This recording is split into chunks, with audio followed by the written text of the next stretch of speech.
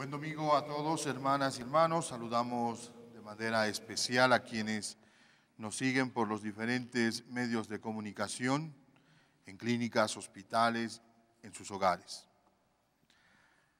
Todos somos conscientes que, como seres humanos, necesitamos de leyes, de normas, de preceptos, que vayan regulando nuestro comportamiento a todo nivel, social, religioso, incluso cultural, que vayan haciendo que nuestras relaciones se basen en el respeto al otro, a las cosas, a las instituciones. En otras palabras, una ley, una norma, está siempre en función del bien común. Entonces, las leyes no solo están para que se cumplan, no tienen un fin en sí mismo, sino que en ese cumplimiento se busca el bienestar de todos.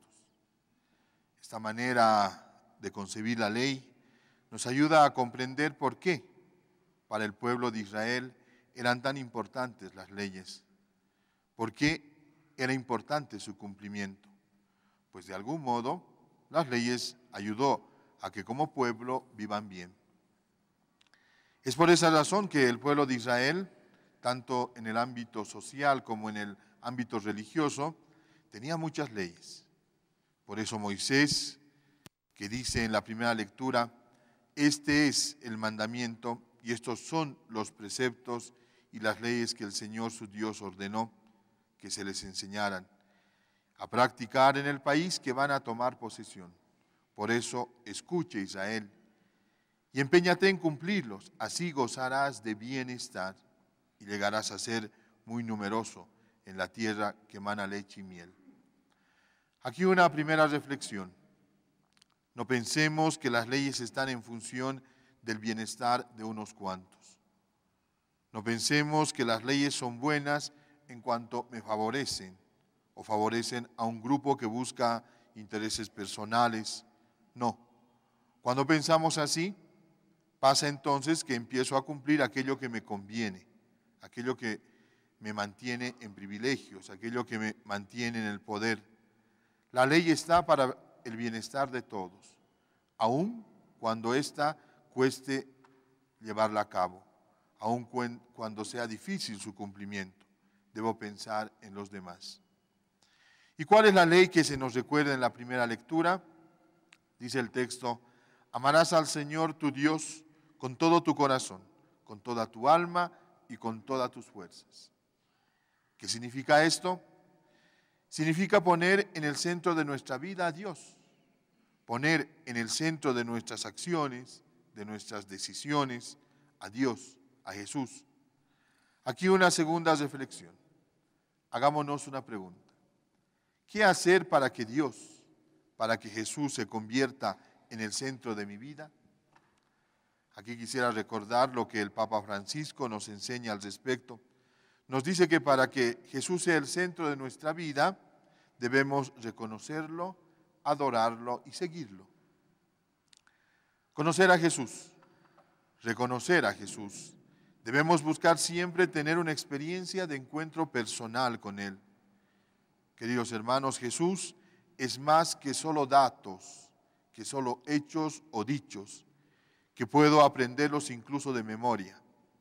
Jesús es aquel que debe cambiar mi vida, que debe transformar mi vida, que debe hacer diferente mi vida y que me haga ver de forma diferente a las personas, los acontecimientos. Además dice el Papa que debemos adorar a Jesús, es decir, saber que así como cambió mi vida, como la transformó, la hizo mejor, Jesús tiene un lugar importante en mi corazón que merece ser alabado, como Dios, como Maestro. Y me hace repetir aquello que hoy el salmista dice, viva el Señor, bendita sea mi roca, glorificado sea el Dios de mi salvación. Claro que eso será difícil si en vez de adorar a Jesús, adoro el dinero, adoro el poder, adoro el prestigio.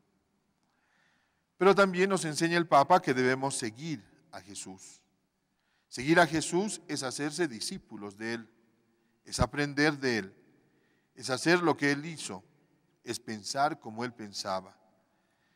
Quien dice que Jesús es el centro de su vida, pero sigue pensando mal de los demás, sigue hablando mal de los demás, entonces no tiene a Cristo como centro en su vida.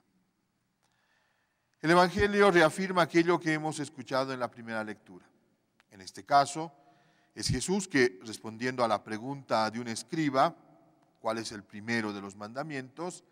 Jesús dirá, el primero es, escucha Israel, el Señor nuestro Dios es el único Señor, y tú amarás al Señor tu Dios con todo tu corazón, con toda tu alma y con todo tu espíritu y con todas tus fuerzas. El segundo es, dice Jesús, amarás a tu prójimo como a ti mismo. Y al final subraya, no hay otro mandamiento más grande que estos. En otras palabras, aquí Jesús nos está invitando a vivir coherentemente nuestra vida cristiana.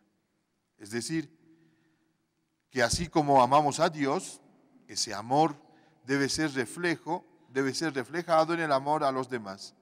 En otras palabras, la medida del amor a Dios debe ser la medida del amor a los demás. Fijémonos en lo que Jesús dice después que el escriba recibe la respuesta y después que el mismo escriba ratifica aquella respuesta. Le dice Jesús, tú no estás lejos del reino de Dios. ¿Qué le faltaba? Le faltaba poner en práctica aquello que decía. Queridos hermanos, da mucha tristeza ver cómo a veces no actuamos con aquella coherencia que nos exige Jesús. Y nos quedamos como el escriba, aceptando lo que Jesús nos dice, pero no somos capaces de poner en práctica. Y podemos decir que amamos a Dios y sin embargo seguimos tratando mal al otro, seguimos descalificando a los demás con la mentira, con la calumnia. Quienes dicen amar a Dios y quieren ser coherentes con su fe, siempre están defendiendo los derechos de los demás, especialmente de los que sufren injusticias, de los que sufren discriminación, de los más pobres. Pidamos en esta Eucaristía que el Señor nos ayude a no ser solo cumplidores de las leyes, tanto en la vida civil como dentro de la Iglesia, sino que el cumplimiento de toda ley nos lleve siempre a pensar en el bien de la otra persona, por más que ésta piense diferente. Pidámosle también al Señor que transforme nuestros corazones, que aleje de nuestra vida toda incoherencia, para que así, con la misma intensidad con la que amamos a Dios, con la misma pasión con la que amamos a Jesús, amemos al prójimo.